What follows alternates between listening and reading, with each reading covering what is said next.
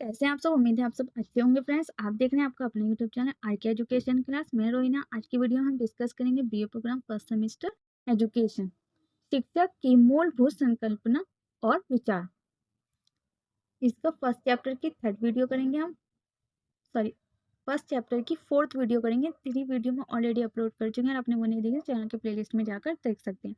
उसमें हमने डिस्कस किया था कि शिक्षा का अर्थ क्या है, उसका उद्देश्य क्या है, शिक्षा का संकुचित अर्थ, शिक्षा का व्यापक अर्थ, ये सभी हम फर्स्ट वीडियो में डिस्कस कर चुके हैं, फर्स्ट सेकंड थर्ड वीडियो में डिस्कस कर चुके हैं। आज की वीडियो में हम करेंगे शिक्षा की अंतर विषय यानी इंटरडिसिप्लिनरी प्रकृति। ठीक है, एजुकेशन ऑफ इंटरडिसिप्लिनरी हम डिस्कस करेंगे आज की वीडियो में। अभी तक हम शिक्षा के अर्थ को समझ चुके हैं, उसके जो मूल उद्देश्य हैं, उसकी जो प्रक्रिया है, वो सब हम पढ़ चुके हैं। अब हम शिक्षा की इंटरडिसिप्लिनरी प्रकृति के बारे में समझेंगे। इंटरडिसिप्लिनरी क्या होती है, और उससे समझने से पहले, इंटरडिसिप्लिनरी को समझने से पहले हमें यह समझना होगा कि डिसिप्लिनरी क्या होता है और एकेडमिक डिसिप्लिनरी क्या होता है। शिक्षा का एक बहुत ही महत्वपूर्ण उद्देश्य होता है कि वह व्यक्ति को उसके भावी जीवन के लिए तैयार करें। शिक्षा का महत्वपूर्ण उद्देश्य क्या होता है कि वह व्यक्ति को उसके भावी जीवन के लिए उसको तैयार करे, यानी कि उसको इतने ही ज्ञान न मिले जो कि हमें सब्जेक्ट के माध्यम से मिल रहा है, क्योंकि जो आने वाला टाइम है, जो टाइम चल रहा है, उसमें बच्चे में इतनी समझ होनी चाहिए कि जो वो चुनौतियां, आने वाली चुनौतियां, वो उनको फेस कर सके, यानी कि वो जो प्रॉब्लम है उसी में अटका न रहे, उनको फेस करके वो आगे बढ़े। क्योंकि जो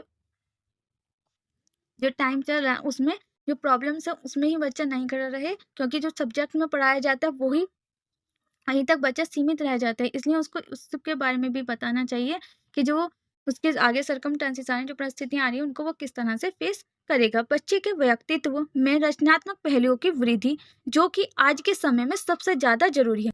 बच्चे की जो रचनात्मक पहलुओं में वृद्धि होनी चाहिए, जिससे कि वो क्रिएटिव बन सके, उसमें उसकी वृद्धि होनी चाहिए, क्योंकि आज के समय में सबसे ज्यादा जरूरी वही है। अभी भी कहीं ना कहीं हम इसमें पीछे छूट रहे हैं, और अभी भी हम इसमें पीछे छूट रहे हैं, क्योंकि हम सब्जेक्ट को तो पढ़ाते हैं, बट उसमें जो रचनात्मक पहलू होने चाहिए उनके बारे में एजुकेशन नहीं दी जाती है।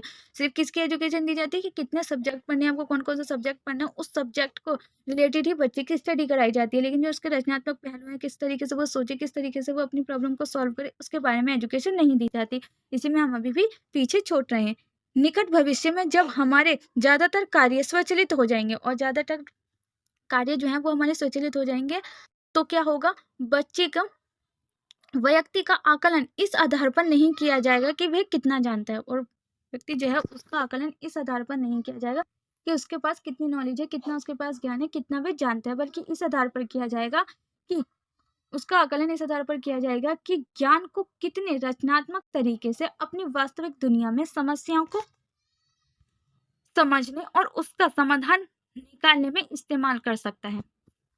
बच्चे का, व्यक्ति का जो देखा जाएगा, उसको ये नहीं देखा जाएगा कि वो कितना जानता है, उसके पास कितनी नॉलेज है, बल्कि यह देखा जाएगा उसका कि वो किसी कार्य को करता है तो उसमें उसकी कितनी समझ है, और उसको जो उसके पास प्रॉब्लम आई है, जिसके पास डिफिकल्टीज है, उनको उनका समाधान निकालने में उसको वो किस प्रकार से उनको यूज कर रहा है। आज के समय में सफल होने के लिए व्यक्ति का जिज्ञासु, रचनात्मक तथा अभिनव होना जरूरी है। और आज के टाइम पे बच्चे को जो सफल होना है, व्यक्ति को सफल होना है, उसके लिए उसको क्यूरियोसिटी होनी चाहिए, यानी कि जिज्ञासु होना चाहिए, उसके मन में उस काम को करने के लिए तड़प होनी चाहिए।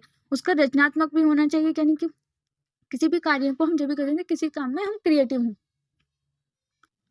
और साथ ही व्यक्ति में नए परिवर्तनों और जो चुनौतियां, उनको एक्सेप्ट करने की भी कैपेबिलिटी होनी चाहिए। इसलिए विश्व स्तर पर जुड़ी इस दुनिया में जहां हम बच्चों को भविष्य के लिए तैयार करने की बात करते हैं, यह जरूरी हो जाता है कि विभिन्न डिसिप्लिन के बीच की खींची कड़ी सीमाओं को थोड़ा धुंधला करके इंटरडिसिप्लिनरी दृष्टिकोण को बढ़ावा दिया जाए। और इससे पहले कि हम इंटरडिसिप्लिनरी दृष्टिकोण को समझे, उससे पहले हमें डिसिप्लिनरी और एकेडमिक डिसिप्लिन क्या होता है, इसके बारे में सीखना जरूरी है। एकेडमिक डिसिप्लिन ज्ञान की उस शाखा को संदर्भित करता है जिसमें ऐसे लोग विशेषज्ञता, परियोजना, पूछताछ, समुदायों और शोध आदि शामिल किए जाते हैं, जो किसी विशेष क्षेत्र संबंधी होते हैं। मानव वैज्ञानिक, गणित, एंथ्रोलॉजी, दर्शन, समाजशास्त्र आदि सभी एकेडमिक डिसिप्लिन है। ये सभी क्या है, मानव वैज्ञानिक, गणित, एंथ्रोलॉजी, दर्शन, समाजशास्त्र, ये सभी क्या है, एकेडमिक डिसिप्लिन है। आमतौर पर एकेडमिक डिसिप्लिन को उच्च शिक्षा के संस्थानों जैसे विश्वविद्यालय में देखा जाता है, और यूजुअली जो एकेडमिक डिसिप्लिन है उनको उच्च स्तर हाई एजुकेशन जो कि यूनिवर्सिटी में मिलती है उसके रूप में देखा जाता है। इसमें विशेषज्ञों का समूह, सैद्धांतिक पृष्ठभूमि, शोध और प्रयोग आदि शामिल होते हैं। ये स्कूली स्तर पर पढ़ाए गए विषयों से इसलिए अलग होते हैं क्योंकि स्कूलों में विषयों को छात्र की क्षमता के अनुसार एक विशेष स्तर पर बांध दिया जाता है।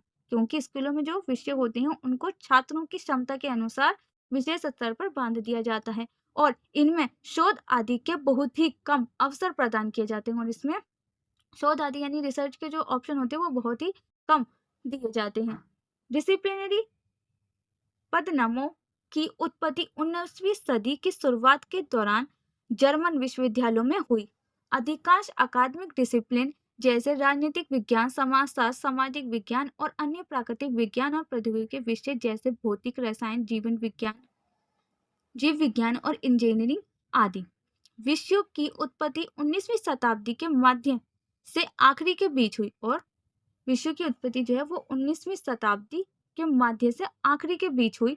20वीं शताब्दी की शुरुआत में कई नए एकेडमिक डिसिप्लिन्स जो कि विशिष्ट विषयों पर केंद्रित होते थे जैसे मीडिया अध्ययन, महिला अध्ययन आदि विषयों में तेजी से वृद्धि हुई। करियर और प्रोफेशन के लिए कई एकेडमिक डिसिप्लिन जैसे नर्सिंग, हॉस्पिटैलिटी, मैनेजमेंट आदि को उभारा गया। जल्द ही अंतःविषयी वैज्ञानिक क्षेत्र जैसे जीव विज्ञान, भूभौतिक आदि के प्रमुखता हासिल की क्योंकि विषय के ज्ञान में इनके योगदान को व्यापक रूप से मान्यता मिलने लगी। 20वीं शताब्दी के करीब आते आते इन पदनामों को अन्य देशों द्वारा अपनाया गया और यह पारस्परिक विषयों के रूप में स्वीकार किया गया। उच्च शिक्षा इंटरडिसिप्लिन विषयों को आधार प्रदान किया गया तथा इसके महत्व को व्यापक रूप से मान्यता दी गई डिसिप्लिन के रूप में शिक्षा इस शब्द को इसके उपयोग के आधार पर कई अर्थों में समझा जा सकता है। शिक्षा को जो इसका शब्द है इसके आधार पर ही कई अर्थों में समझा जा सकता है। आमतौर पर इसे 3 संदर्भों में समझा जाता है, ज्ञान, प्रक्रिया और विषय। आमतौर पर इसको 3 संदर्भों में समझा जाता है, ज्ञान, प्रक्रिया और विषय। ज्ञान के संदर्भ में शिक्षा वह सारा ज्ञान होती है जिसे हमने अपने पूरे जीवन में किसी भी औपचारिक या अनौपचारिक तरीके से अर्जित किया है। शिक्षा वह सारा ज्ञान है जिसको हमने औपचारिक या अनौपचारिक तरीके से पूरे जीवन में अर्जित किया है। वही प्रक्रिया के संदर्भ में शिक्षा को मुख्य रूप से एक गतिविधि और उद्यम के रूप में देखा जाता है और प्रक्रिया यानी कि प्रोसेस के रूप में शिक्षा के मुख्य रूप से एक गतिविधि और उद्यम के रूप में देखा जाता है जिसमें विभिन्न शिक्षा प्रणालियां होती हैं। एकेडमिक डिसिप्लिन के संदर्भ में शिक्षा को व्यक्तियों द्वारा एक अध्ययन क्षेत्र के रूप में लिया जाता है। इसमें उन्हें शिक्षक बनने के लिए तैयार किया जाता है। इसमें इनको शिक्षक बनने के लिए तैयार किया जाता है। शिक्षण अधिगम की परिस्थितियों से अवगत कराया जाता है और जो शिक्षण अधिगम की जो परिस्थितियां उनसे भी उनको अवगत कराया जाता है। शिक्षा का एक स्वतंत्र डिसिप्लिन होना हमेशा से ही विवादित रहा है। अन्य डिसिप्लिन जैसे दर्शन, मानव वैज्ञानिक, समाजशास्त्र, इतिहास आदि क्षेत्रों की तरह शिक्षा को स्वतंत्र डिसिप्लिन माना जाए या नहीं, समय समय पर इस बात पर बहुत से तर्क वितर्क प्रस्तुत किए जाते हैं। शिक्षा को स्वतंत्र डिसिप्लिन माना जाए या नहीं माना जाए, इस पर भी टाइम टू टाइम कई तर्क वितर्क प्रस्तुत किए जाते हैं। इस मुद्दे पर 3 मुख्य विचार प्रस्तुत किए जाते हैं। पहले तर्क के अनुसार शिक्षा अन्य स्थापित और पारंपरिक विषयों पर आधारित होती है इसलिए और अक्सर अभ्यास की होती है, इसलिए उसे के स्वतंत्र एकेडमिक डिसिप्लिन का दर्जा नहीं दिया जाना चाहिए। और दूसरे तर्क के अनुसार शिक्षा के अंतर्विषय यानी कि इंटरडिसिप्लिन होने की बात कही जाती है क्योंकि इसके अनुसार शैक्षिक ढांचे में कई क्षेत्र होते हैं और इसके अलावा तीसरी जो विचारधारा है उसके अनुसार शिक्षा अपने आप में एक स्वतंत्र एकेडमिक डिसिप्लिन है क्योंकि शिक्षा के अपने अलग पर्सन, समस्याएं, दृष्टिकोण और ज्ञानधार होता है तथा यह किसी भी क्षेत्र द्वारा एकेडमिक डिसिप्लिन होने के विभिन्न मानदंडों पर खरा उतरती है। शिक्षा किसी भी क्षेत्र को एक नए एकेडमिक डिसिप्लिन के रूप में स्थापित किए जाने वाली विभिन्न मानदंडों को पूरा करती है। वो इस प्रकार है। फर्स्ट मानदंड है, किसी भी डिसिप्लिन की तरह शिक्षा का भी एक मान्य और अर्थपूर्ण इतिहास रहा है। मानव अपने अस्तित्व की शुरुआत से ही अपने सामाजिक और सांस्कृतिक मूल्यों, परंपराओं, कौशल और नैतिक विचारों को अपने आगे आने वाली पीढ़ी तक पहुंचाते आए हैं। गुरुकुलों के आधुनिक कक्षा प्रणाली तक शिक्षा विकसित होती जा रही है। सेकंड आ जाता है, अन्य स्थापित डिसिप्लिन की तरह शिक्षा का भी अपना एक अनोखा संज्ञात्मक ढांचा और सोच की अनोखी विद्या होती है। यह सच है कि एक अध्ययन क्षेत्र के रूप में स्थापित होने से शुरुआती दौर में शिक्षा के उद्देश्य, तरीके, प्रक्रिया, पाठ्याचार्य या पाठ्यक्रम आदि दर्शनात्मक सोच के द्वारा शासित किए जाते हैं, परंतु धीरे धीरे नई नई अवधारणाओं के आने पर, जैसे स्कूल, विद्यालय, एक लघु समाज, बाल केंद्रित शिक्षा, मानव विज्ञान और समाजशास्त्रीय प्रगति के होने से शिक्षा की अपनी योजनाएं, प्रक्रियाएं और सोच की विद्या विकसित होती चली गई है। थर्ड आ जाता है, शिक्षा का विशिष्ट रूप से ज्ञान का अपना एक संचालित और सुव्यवस्थित ढांचा होता है। शिक्षा का अपना एक विशिष्ट रूप से ज्ञान का अपना एक संचालित और सुव्यवस्थित ढांचा होता है। उसका अपना विशेष ज्ञानधार तथा शोध के उद्देश्य होते हैं और उसके अपने खुद के रिसर्च उद्देश्य होते हैं। क्या पढ़ाया जाए, कैसे पढ़ाया जाए, क्यों पढ़ाया जाए, इस तरह के प्रश्न मुख्यतः शिक्षा के अपने नियमों, सिद्धांतों तथा सैद्धांतिक ज्ञान पर आधारित होते हैं। शिक्षा के औपचारिक अध्ययन की सामग्री को बहुविषयी कहा जाता है। क्या कहा जा सकता है? शिक्षा के औपचारिक अध्ययन की सामग्री को बहुविषयी कहा जा सकता है। प्रौद्योगिक शिक्षा, शिक्षक की शिक्षा, तुलनात्मक शिक्षा, उच्च शिक्षा आदि क्षेत्र सम्मिलित होते हैं। लेकिन जब हम शिक्षा को एक इकाई के रूप में देखते हैं, तब शिक्षा की सामग्री चाहे वे साझा की गई है या नहीं की गई है या नहीं अपनाई गई है, उसकी अपनी विशिष्ट भावना तथा अपनी संरचना दिखाई देती है। नेक्स्ट है, शिक्षा के अपने सिद्धांत और अवधारणाएं। शिक्षा के अपने सिद्धांत, अपने प्रिंसिपल और अवधारणाएं हैं, जिसमें वह सारे संचित ज्ञान को प्रभावी ढंग से व्यवस्थित कर सकती है। इसमें दार्शनिक सिद्धांत, समाजशास्त्रीय सिद्धांत अथवा और मानववैज्ञानिक सिद्धांत शामिल हैं। एक प्रक्रिया के रूप में शिक्षा मानव अस्तित्व के जैसे ही प्राचीन है, परंतु एक अध्ययन के क्षेत्र के रूप में शिक्षा अभी भी विकसित हो रही है।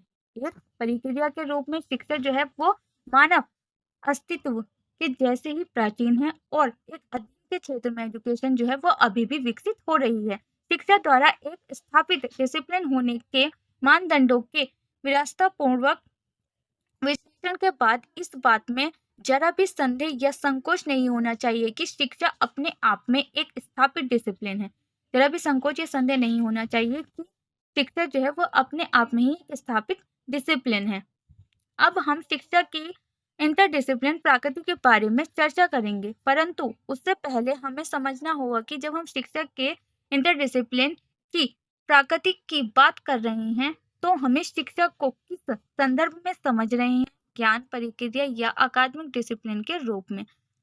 अंतर्विषयी, इंटरडिसिप्लिनरी, यह शब्द अपने आप में दो संदर्भ प्रस्तुत करता है। इसे एक तरह से शिक्षा को समझने तथा शिक्षण की समस्याओं को अलग अलग दृष्टिकोण से देखने तथा हल करने के रूप में समझा जा सकता है।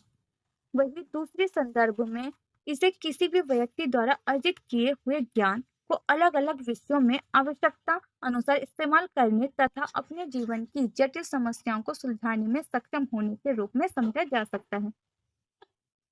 आज की गतिशील दुनिया में हमारे जीवन की ज्यादातर वास्तविक समस्या जटिल समस्या होती हैं। इसको सॉल्व करने के लिए हम किसी एक विषय को समझना कर उसको सॉल्व नहीं कर सकते हैं। उन समस्याओं को समाधान के लिए हमें अलग अलग विषयों की जानकारी लेनी पड़ेगी और उसको जानकारी लेने के लिए एक इंटरडिसिप्लिन दृष्टिकोण से हम अलग अलग विषयों का इस्तेमाल किसी भी मुद्दे या समस्या का हल करने के लिए करते हैं, जिससे कि हम किसी भी समस्या के अलग अलग पहलुओं को समझकर जल्दी से जल्दी हल निकालते हैं। विश्व स्तर पर जुड़ी इस दुनिया में किसी भी समस्या को समझने तथा उसका हल निकालने के लिए उसको एक बड़ी तस्वीर के रूप में उसके अलग अलग पहलुओं को समझना आवश्यक होता है। यदि कोई व्यक्ति किसी एक विषय में खुद को सीमित कर लेता है और अन्य विषयों के साथ संबंध स्थापित नहीं कर पाता है, तो उसके द्वारा अर्जित ज्ञान अवधारणाओं के एक ढेर के समान होता है, जिसका उपयोग वह जीवन में आगे बढ़ने के लिए नहीं कर सकता। इसलिए ज्ञान का इंटरडिसिप्लिन होना अपने आप में एक बहुत ही प्रभावी दृष्टिकोण है। इसको हम एक एग्जाम्पल के तौर पर समझ सकते हैं। एक सब्जेक्ट अगर हम पढ़ते हैं, एक ही सब्जेक्ट को पढ़ते रहेंगे, उसी में हम उसको सीमित कर लेंगे अपने आप को, तो हम आगे नहीं बढ़ सकते। जैसे कि हम किसी भी कॉम्पिटिटिव एग्जाम की तैयारी कर रहे हैं, तो उसमें हमें 4 सब्जेक्ट सेलेक्ट करने पड़ते हैं, रीजनिंग, मैथ, जीके और इंग्लिश। अगर हम इंग्लिश में ज़्यादा अच्छे हैं तो हम क्या करते हैं, इंग्लिश ही पढ़ते रहते हैं और 3 सब्जेक्ट पर ध्यान नहीं देते हैं, तो हम उसमें सफल नहीं हो पाएंगे, क्योंकि हमें कंट्रीब्यूशन जो करना है वो चारों सब्जेक्ट में इक्वल करना है। तो हम जब भी सफल हो पाएंगे अपनी लाइफ में, अपने लक्ष्य को जब भी अचीव कर पाएंगे जब हम सभी सब्जेक्ट को एक साथ लेकर चलेंगे। इसीलिए क्या जरूरी है, इंटरडिसिप्लिन का होना बहुत ज्यादा जरूरी है। परंतु प्रश्न यह उठता है कि हम सिर्फ शिक्षा में ही इंटरडिसिप्लिन प्रकृति की बात क्यों करते हैं। हम शिक्षा में ही इसकी बात क्यों करते हैं? क्या अन्य कोई विषय किसी और विषय के ज्ञान का इस्तेमाल अपने विषय की निजी समस्याओं का हल करने के लिए नहीं करता? अगर ऐसा है तो शिक्षा के साथ अन्य विषयों की भी अंतर विषय प्रकृति हुई या नहीं? मानव जीवन की ज्यादातर समस्याएं ऐसी होती हैं जिनका हल हम किसी एक विषय में सीमित होकर नहीं निकाल सकते। मानव जीवन की जो ज्यादातर समस्याएं, ज्यादातर प्रॉब्लम होती है, वो हम किसी भी एक विषय में अगर सीमित रहेंगे तो उसको प्रॉब्लम को सॉल्व नहीं कर सकते। अगर हम किसी विशेष विषय की बात करें तो यह देखा जाता है कि हर विषय अपने आप में भी अलग अलग विषयों के ज्ञान का इस्तेमाल अपने विषय के ज्ञान की समझ विकसित करने तथा उसकी समस्याओं को सरल करने के लिए करता है। अगर हम एक सब्जेक्ट को भी देते हैं, विषय को भी देखते हैं, तो उसमें भी क्या होता है कि उस सब्जेक्ट को सॉल्व करने के लिए अलग अलग विषयों के लिया जाता है उसमें भी, जिससे कि उसकी समस्याओं को सरल करके हम समझ सके। उदाहरण के तौर पर यदि हम भौतिकी की बात करें तो यह देखा जाता है कि उसका सीधा संबंध गणित, मेट्रोलॉजी आदि से है। यानी कि भौतिकी की भी हम बात करते हैं तो उसमें क्या आ जाता है, गणित भी आ जाती है और मेट्रोलॉजी भी आ जाती है। 2 सब्जेक्ट उसमें इंक्लूड हो जाते हैं। और इसका अर्थ होता है कि भौतिकी की कई अवधारणाओं को समझने के लिए गणित या किसी और विषय का इस्तेमाल किया जाता है। इसी की अवधारणा से हम समझते हैं कि उसको भी, भौतिकी को भी सॉल्व करने के लिए, समझने के लिए हमें गणित या अन्य किसी विषय की इस्तेमाल करना पड़ता है। उनके संस्थानों में अलग अलग विषयों के विशेषज्ञ एक दूसरे के साथ सामंजस्य स्थापित करके कार्य करते हैं। वहीं अगर हम शिक्षा की बात करें तो यह पहले से स्थापित हो चुका है। शिक्षा अपने आप में एक अकादमिक डिसिप्लिन या विषय है। शिक्षा द्वारा बच्चे को समझाने, शिक्षक और विद्यार्थी के बीच के संबंध को समझाने और समझने, शिक्षा के उद्देश्य निर्धारित करने या अन्य किसी समस्या के निदान के लिए अन्य विषय जैसे समाजशास्त्र, मानवविज्ञानिक दर्शन आदि की मदद से किया जाता है। इसलिए कहा जाता है कि शिक्षा की प्रकृति अंतः विषय यानी इंटरडिसिप्लिनरी होती है। परंतु सोचने वाली बात यह है कि शिक्षा के एक स्थापित विषय के रूप में आने से पहले भी कई समाजशास्त्रियों द्वारा शिक्षा का प्रयोग समाज और समाजीकरण को समझने के लिए किया गया है। समाजशास्त्र एक डिसिप्लिन के रूप में बहुत पहले से स्थापित है, परंतु हम उसे इंटरडिसिप्लिन प्रकृति की बात नहीं करते, जबकि प्राचीन समय से ही सामाजिक प्रक्रियाओं, समाजीकरण को समझने के लिए कई समाजशास्त्रियों द्वारा उस समय की शिक्षण प्रणाली का इस्तेमाल किया गया है। संक्षेप में यह कहा जा सकता है कि समाज को समझने के लिए उस समाज की शिक्षा की समझ तथा शिक्षा की समस्याओं और सामाजिक उद्देश्य पूर्ति के लिए सामाजिक ज्ञान और कौशल पर परस्पर योगदान चलता रहता है। तो यदि सभी विषय जो हैं वो एक दूसरे से ज्ञान साझा करके अपने विषय की निजी समस्या अथवा मानव जीवन की जटिल समस्याओं को हल करने के लिए करते हैं। तो उन समय में भी अंतर विषय प्रकृति की बात कही जानी चाहिए, और अगर नहीं तो शिक्षक के अंत विषय प्रकृति की बात क्यों? यदि हम सिर्फ शिक्षा में ही अंत विषय प्रकृति की बात करें तो यह कहीं ना कहीं एक वितर्क पैदा करती है और किसी को भी शिक्षा के क्षेत्र में आसान पहुंच की अनुमति देता है, जबकि अन्य विषयों को आज भी बहुत विशिष्ट तथा उसके विशेषज्ञों को अधिक पेशेवर रूप में देखा जाता है। इस पर हमें विचार करने की आवश्यकता है। ये फ्रेंड्स आपका फर्स्ट चैप्टर कंप्लीट हो चुका है। नेक्स्ट वीडियो में हम करेंगे चैप्टर 2, शिक्षा की अवधारणा, शिक्षण, प्रशिक्षण, अधिगम